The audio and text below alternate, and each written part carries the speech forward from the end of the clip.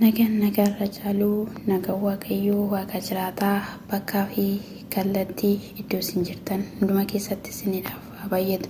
Hordoftoota Qiddes YouTube jedhu jalatti kan argamtan hunduma keessaniidhaa fi bagaa ayyaana du'aa ka'uu gooftaa keenya Iyesuus Kiristoositidhaan singa'ee nu ga'e siniin jechuun jaaladhaa. Sanu gargaaree isa guyyaa har'aa guyyaa du'aa ka'uu isaatiitiin nu ga'e mootii Israa'eliif galanni guddaan isaaf haa ta'u.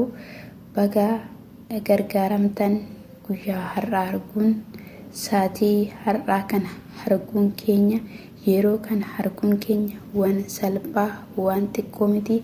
Waaqayyootu nu gargaaree saatii kanaa fi guyyaa kanaa akka argannu taasise. Maqaan isaa kan eebbifamee fi kan kabajame haa ta'u isiniin jechuun jaaladhaa. Mee obboloonni koo gula hambaa keessatti argamtan maal keessa jirtu? Maal qopheeffattan? Maal hojjettan? Isiniin jechuun jaaladhaa. Egaa nu'if yeroo hundumayyuu Faasikaadha.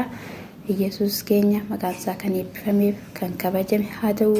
Hoolaa araaraa nuuf ta'ee cubbuu keenya cubbamee balleessaa keenya akka balleessaatti ilaalamee lafarra gottotamee ormootaan fannifamee kana duwwaa miti awwaalamee awwaalichas diigee ka'ee anaa fi isiniif jireenya ta'ee guyyaarra ifa nu baasee guyyaa caalaa nuuf ibsee badiisa keenya hundumayyuu akka galaana nurraa hari'ee balleessee nuti immoo nagaatti akka jiraannu hara galtiitti akka jiraannu moo'ichatti akka jiraannu isa nu gargaaree Iyesuusiif galanni guddaan isaa haa ta'u jechaa isiniif immoo biyyaa fi kallattii iddoo jirtan hunduma keessatti ayyaana gaarii, ayyaana bareedaa, ayyaana badhaadhinaa, ayyaana nagaa, ayyaana jaalalaa, ayyaana tokkummaa isiniif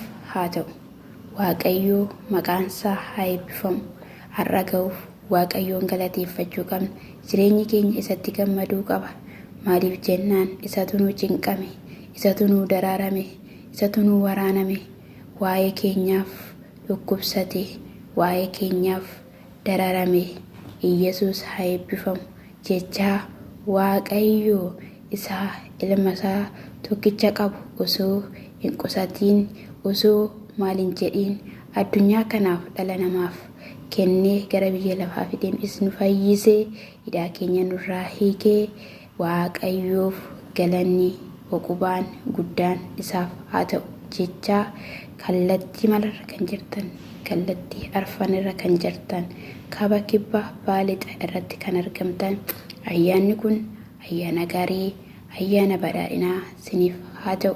Hundumti keessan egaa iddoo jirtanitti Waaqayyoo keessan galateeffachaa gooftaa keessaniin eebbisaa. Ayyaana gaarii isiniin jedhaa. Waaqayyoon isinaa eebbisuu.